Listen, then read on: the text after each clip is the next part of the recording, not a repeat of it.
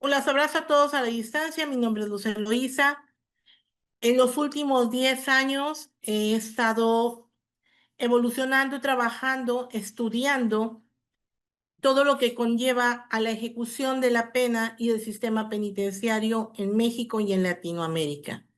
Ha sido una cuestión evolutiva. Deseo que estos 45 minutos de exposición de ideas, las ideas que son un cúmulo universal, sea dividido en dos partes. La primera parte, que es la tediosa histórica, de entender de dónde proviene la ejecución de las penas en nuestro México hasta nuestra actualidad, que es inevitable, porque para entender el presente de todos tenemos que entender de dónde venimos de nuestro pasado, de dónde nace esa evolución, de dónde surge a este punto histórico de nuestro derecho de ejecución penal. Pero eso va a ser breve, voy a intentar ser lo más breve posible.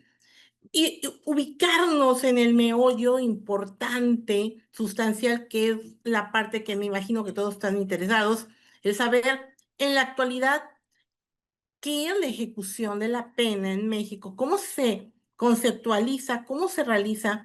Una petición muy en particular que me hizo esta institución académica es que lo hiciera de una manera muy prístina, muy sencilla, sin grandes tecnicismos, sin cuestiones elaboradas, porque es evolutivo, es de llevar de la mano al entendimiento.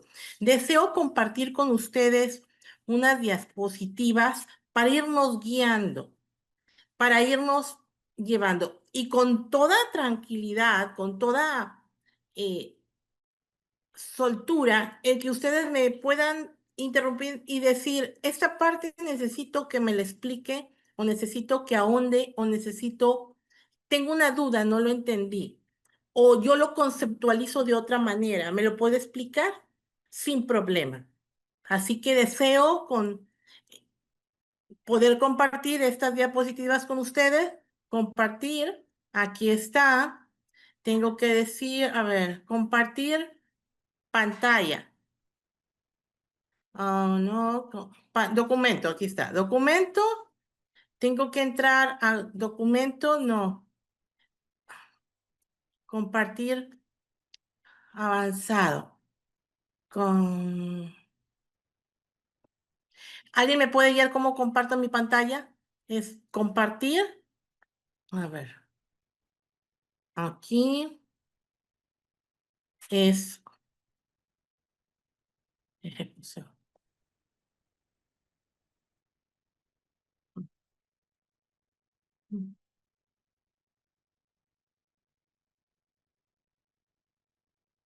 ¿Es un documento en PDF, maestra? Y es un PowerPoint. Es un PowerPoint. Ya, a ver, voy a intentar compartir esto. Ya, listo. Ya, aquí le doy compartir. ¿Se está compartiendo ya? Ya, Listo. maestra. Perfecto. Ahora vamos a amplificar. Listo. La ejecución de la pena en México. ¿Cómo entenderla? ¿Cómo digerirla? ¿Cómo entender en el mundo jurídico cuál es la función, objeto que hoy en día ha tenido en esa evolución o involución como tal, esa innovadora rama del derecho? ¿Por qué? ¿Por qué innovadora?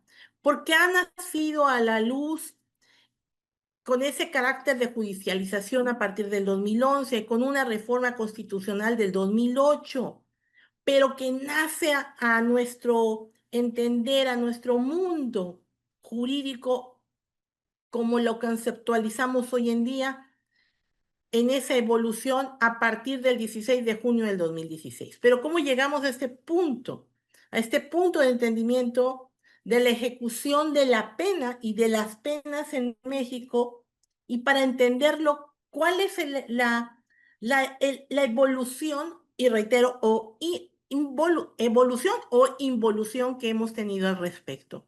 En algunos aspectos garantistas de derechos, de tutela de derechos, de legitimados, de personas privadas de la libertad, hemos avanzado, hemos ganado territorio, pero en otros muy distintos, que es concretamente los derechos adquiridos por el trabajo, esos derechos penitenciarios que anteriormente entendíamos como remisión de pena, como esa posibilidad que aunque tuviera varios procesos, existía la posibilidad, la eventual invocación de un beneficio a través del trabajo, como un sistema progresista, lo hemos perdido. Pero para llegar a ese punto, reitero, deseo separar esta clase en una parte histórica y en otra parte jurídica práctica, para entenderlo. La ejecución de la pena en nuestro México. Cada persona actualmente, desde su trinchera, desde su nivel, desde su entendimiento, su madurez, su inteligencia, su empatía, cada uno de nosotros como operadores jurídicos, desde nuestra trinchera, entendemos desde esa perspectiva como un calidoscopio lo que vemos a través de ese cristal, a través de nuestra vivencia, nuestra carga cultural, ideológica y hasta en el desarrollo profesional que nos ha marcado a lo largo de nuestra vida como abogados, como profesores, como estudiantes, como operadores jurídicos en el sistema. Y el problema no es la ley o cómo se aplica. Eso no es el problema. El problema es el razonamiento propio de cada uno de nosotros al interpretar ese instrumento jurídico que le llamamos legislación. Y esa carga, ese sesgo que cada uno de nosotros tiene para entender la aplicación correcta de la legislación a la ejecución de las penas y sobre todas las cosas, nuestro gran problema en esta instancia de la ejecución de la pena en nuestro México, la realización de buenas prácticas con un procedimiento homologado en el sentido nacional. Porque ese es el objeto de la Ley Nacional de Ejecución, tener ese sentido de aplicación homogénea nacional. Y aún tenemos esos valladares que no hemos superado por entidad federativa, por criterio judicial, por distritos, porque no hemos entendido de manera correcta, no hemos asimilado de manera correcta bajo el razonamiento de la aplicación de la ley, cómo debemos de operar. No lo hemos comprendido. Vamos a basarnos ahora para esta evolución, para llegar a esta Ley Nacional de Ejecución. ¿Por qué etapas hemos pasado en nuestro México? Hemos pasado desde la época prehispánica, que ya existía una prisión preventiva como tal, que existía ya una cuestión punitiva de pena para aquellos que bebieran pulque, que se embriagaran, teníamos un códice de Mendoza, y conforme ciertos historiadores nos marcaban, tanto en la cultura azteca, maya, prehispánica, que cada uno de esos reyes marcó cierta pauta en la imposición de las leyes penales conforme a la época. Ojo, el último rey Moctezuma, según los historiadores, hizo muchos cambios a razón de su legislación, principalmente más rigurosos. Era mal visto que un hombre no, no tuviera con forma dignificante a las mujeres que podía tener como concubinas o como esposas. Sí, sí se prestaba a esto. Kohler, en el libro de los derechos aztecas, que fue editado por el Tribunal Superior de Justicia del Distrito Federal, nos habla la pauta de esta evolución que ha ido recopilando en el derecho prehispánico. Ya tenemos que tener, en este escenario, tenemos ciertos hechos que ya la autoridad marcaba como delitos o como faltas graves. Y esas faltas tenían un castigo, una punibilidad, una pena que podía ser privativa de libertad y antes de que tuviera una sentencia, un castigo como tal, esa pena ya tenía una restricción de su libertad. A raíz de todo este devenir, de esta evolución de nuestro México, nos encontramos de nuestras raíces prehispánicas de un sistema de justicia basado en las costumbres, tradiciones, pueblos y recopilación histórica de nuestro México prehispánico. Después nos brincamos a la conquista en una implantación del derecho español, nuestro código de Indias, nuestras costumbres de carácter y corte europeo, llegando al Código Penal de 1871, que fue el primer intento en tener una codificación penal acorde a la época.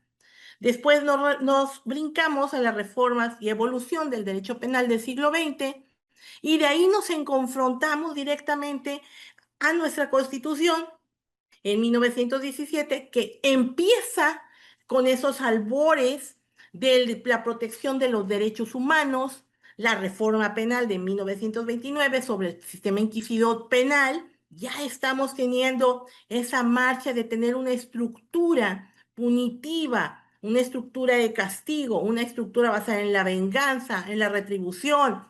La reforma penal de 1931 introdujo en ciertos aspectos los juicios del pueblo, los juicios orales, pero no como los que conceptualizamos hoy en día. Después tenemos entre la reforma de 1931 y 1973 la modernización del sistema penitenciario. Y ahí en 1971 nacen las normas mínimas del sistema penitenciario que le dan esa potestad a la autoridad penitenciaria para que vigile, administre, extinga, modifique el cumplimiento de las penas. Eran de naturaleza 100% administrativa. La labor jurisdiccional llegaba hasta el proceso y la sentencia. Una vez que ya no había más recursos, que ya no se invocaba, toda la función técnica de vigilancia, administración y cumplimiento de la pena era exclusivamente de autoridad penitenciaria. Eran los amos y señores al respecto. En 1973 sigue esta modernización sobre el sistema penitenciario y de ahí tenemos la gran disyuntiva, esa gran evolución que significa el sistema penal acusatorio. Pero para llegar a ese punto, tenemos que entender la reforma del 2008, en cómo fue cambiando el sistema de justicia en el procedimiento y en la aplicación de esa investigación de los hechos que llama la ley como delito, la aplicación de las penas, la transformación de la visión del Estado para esos efectos, coronándolo con la reforma bajo la propuesta del respeto a los derechos humanos y la dignidad del 2011. Para este punto, Ay, pues internet. ¿tienen un micrófono abierto? Berenice, Berenice. Sé que es pesado a esta hora, pero espero no aburrirlos. Esa es una parte histórica que es necesaria entenderle para llegar al punto actual de nuestro México en el cumplimiento de la pena. Las reformas de cumplimiento de la pena van de la mano del sistema penitenciario. ¿Por qué? Porque van haciendo estructuras para que se cumplan esas penas. El Palacio de la Inquisición, la Cárcel de la Perpetua, el Lecumberri, que se fundó en 1900, las Islas Marías como un proyecto penitenciario innovador, como una cárcel de muros abiertos, en que iban únicamente ahí sentenciados y sentenciados con ejecutoria que tenían con buena conducta y que tenían la opción de llevar a sus familias para una reintegración. En este ir y venir tenemos una ley de normas mínimas de sentenciados que es cómo se administra, cómo se cuida, cómo se vigila el cumplimiento de la pena de 1971. Así sucesivamente, cada estado, cada entidad federativa legisló al respecto. Cada estado tenía su ley de ejecución y su aplicación que era aplicada, era manejada, era vigilada y era exclusivamente de cada entidad federativa. Se empieza a entender el tratamiento de la pena y sus efectos como un tratamiento técnico progresivo. De aquí nace el concepto de estudios de personalidad. De aquí nace la cuestión de entender a cada individuo como una persona que debe de ser tratada en una rehabilitación para ser reinsertada de nuevo a la sociedad. En 1992 entra la operación del primer penal federal en la época contemporánea, que fue el de Almoloya de Juárez. La adecuación del sistema penitenciario de junio del 2008 da como pauta la reforma constitucional de los artículos del 15, 16, 17, 18, pero nosotros en concreto nos vamos a enfocar a esas reformas del 18 y 21 de la Constitución Federal, que son las bases de ese cambio del sistema penitenciario en nuestro país, que dan la base del cambio también de la estructura del sistema de justicia. El funcionamiento del sistema penitenciario y de la reinserción social cambia, evoluciona, deja de tener esa aura de ser siempre única y exclusivamente competencia del poder ejecutivo en el área administrativa y cambia sus esquemas a una judicialización. El cumplimiento de las penas y sus efectos, así como el reconocimiento de todas las partes involucradas en la misma, empiezan a tener un peso en específico bajo un control horizontal de oportunidades en la ejecución del cumplimiento de esas penas. Se empieza a hablar ya concretamente de que cada parte tiene un rol en específico y una carga al respecto. ¿Cuál era el objetivo de la reinserción social? ¿Cuál era en ese momento la visión del legislador, en este momento histórico que estamos transitando sobre ese cambio de esas reformas en nuestro México, en nuestra transformación de justicia, concretamente sobre esa base de los derechos humanos, de ese respeto, de esa dignificación de las personas, que se empieza a vislumbrar la necesidad de preponderación del principio pro persona y se empieza a hablar de esos conceptos, dignidad humana, derechos, debido proceso? ¿Cuál era? Era lograr que el concepto de reinserción como objeto del cumplimiento de la pena fuera procurar que no volviera a delinquir nuestra persona sujeta al procedimiento y a esa condición penal. Era lograr restablecer la restitución de sus derechos. Era lograr brindarle herramientas ante el sistema de reinserción social, esas herramientas que se vuelven medios para que pueda reincorporarse a la sociedad de manera positiva, proactiva. Y empezamos a hablar de la responsabilidad del Estado sobre la tutela de esos derechos, sobre el respeto, sobre la promesa de que todas las personas en el territorio mexicano deberán ser protegidas, vigiladas en ese sentido por todas las autoridades competentes en sus ámbitos de corresponsabilidad.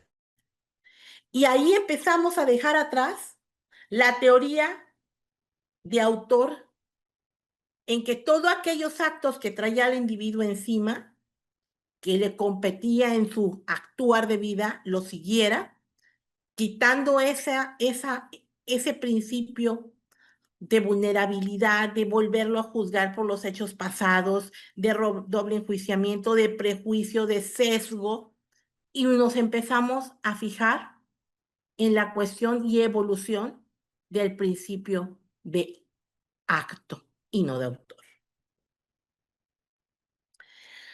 Aquí ya entramos directamente a esas cargas del Estado de proveer, respetar, proteger, garantizar los derechos humanos, que esto se consolida en la reforma del 6 de junio del 2011 y que le da esa perspectiva, esas pinceladas, esa proyección y ese carácter de judicialización ya de tutela de derechos, bajo esa protección de derechos humanos, al cumplimiento de las ejecutorias, al cumplimiento de ese fallo de la pena.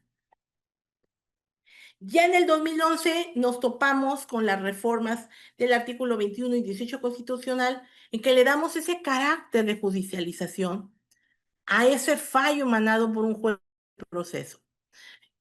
¿Saben cuál es la diferencia entre el objeto del proceso y el objeto de la ejecución de la pena? El objeto del procedimiento penal es el descubrimiento de la verdad histórica jurídica y que se demuestren los elementos necesarios o suficientes para que se le restablezcan sus derechos de manera integral a la víctima.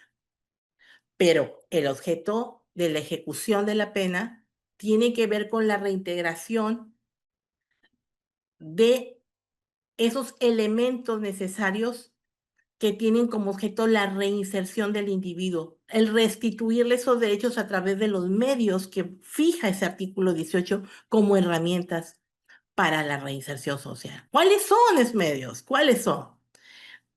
Aquí empezamos con la base principal que da esa dignificación al ser humano, que es la dignidad humana. ¿Basado en qué? ¿En qué herramientas? ¿En qué elementos son los que fija el artículo 18 constitucional? Trabajo, capacitación para el trabajo, cultura, deporte, salud, en la base de los respetos, de los derechos, del respeto de los derechos humanos, con el principio de la dignificación humana. Aquí nace como tal, y aquí es donde entramos ya en esa sinergia de entender la ejecución de la pena en México en la función del juez de ejecución. Aquí ya estamos pasando en todo este camino evolutivo en que hasta este punto, hasta antes del 16 de junio del 2016, teníamos instrumentos como la Ley de Normas Mínimas, teníamos instrumentos de cada entidad federativa que legislaba sobre el tratamiento, proyección, modificación, extinción y tratamiento en externamiento de las penas, ya bajo la vigilancia del juez de ejecución. Pero a partir del 16 de junio del 2016, nace a la luz de México, al mundo jurídico como tal, la Ley Nacional de Ejecución Penal. Y nos da otra pauta distinta a aquella visión que teníamos de la ejecución de la pena.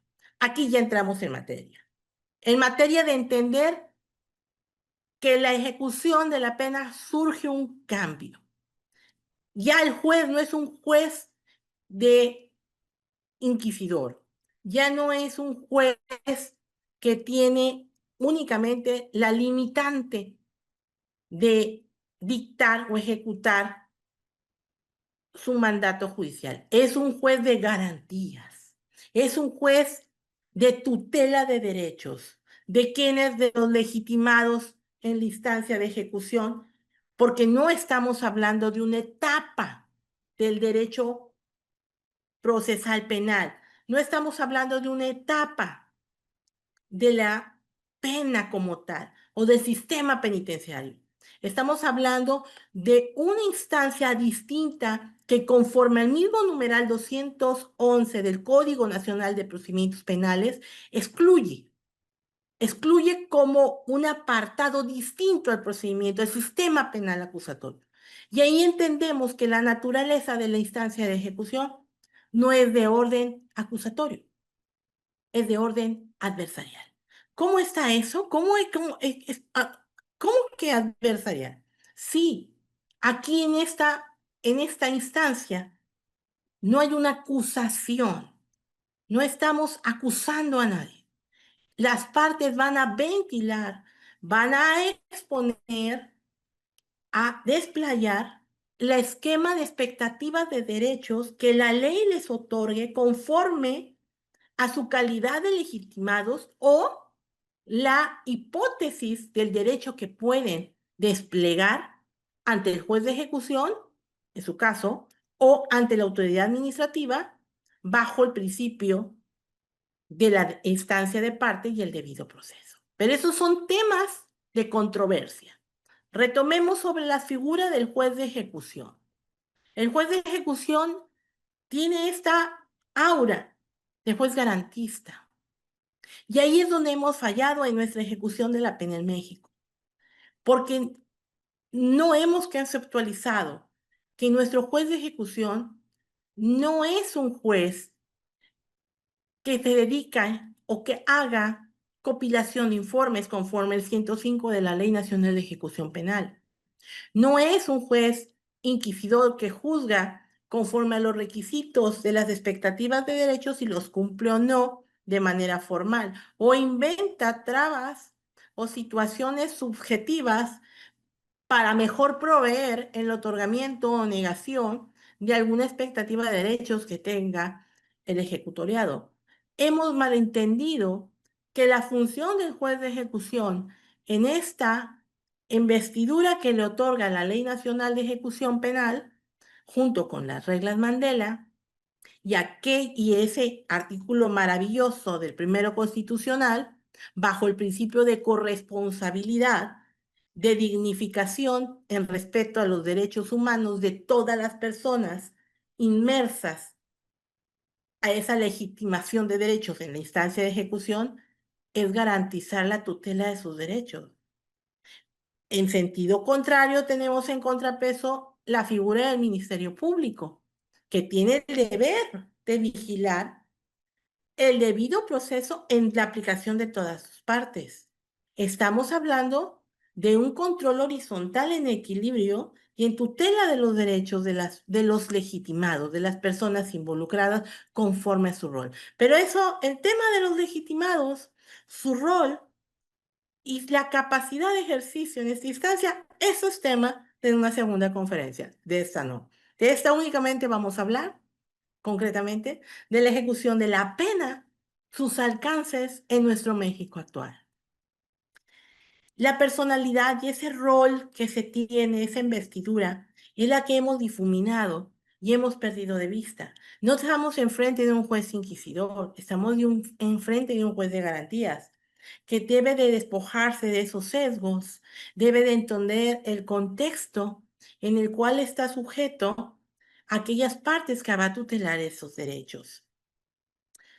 La pena y su cumplimiento en México, aquí tenemos una gráfica de manera evolutiva.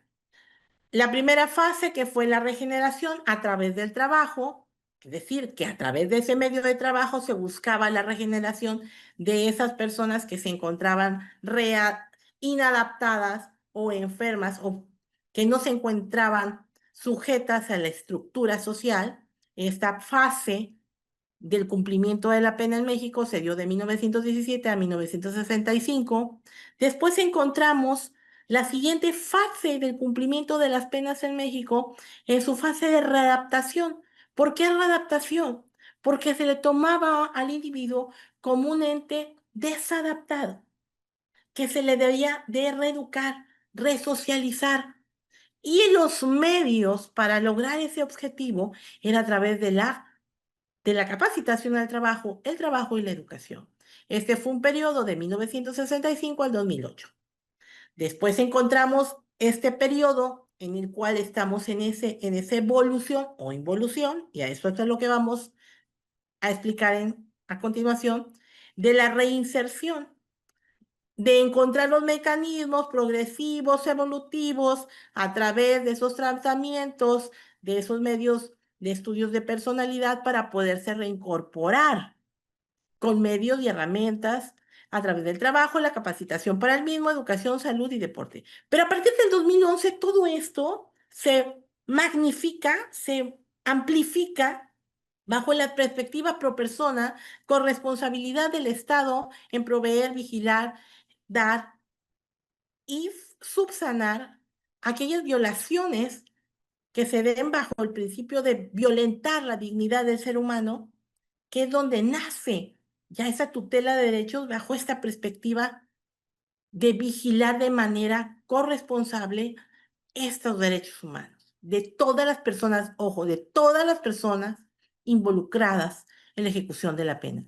La víctima, su asesor, la familia, sus legitimados en su entorno, el ejecutoriado, su familia, porque también son víctimas de esa circunstancia, de esa sinergia, de ese quebrantamiento social. Y esto va evolucionando y se corona como tal a partir que nace a la luz al mundo jurídico y en nuestro México actual la Ley Nacional de Ejecución Penal, 16 de junio del 2016. Es la Ley Nacional de Ejecución Penal. Aquí ya estamos en el parteaguas de nuestro México actual, de del entendimiento de la aplicación de la pena como hoy en día lo conceptualizamos.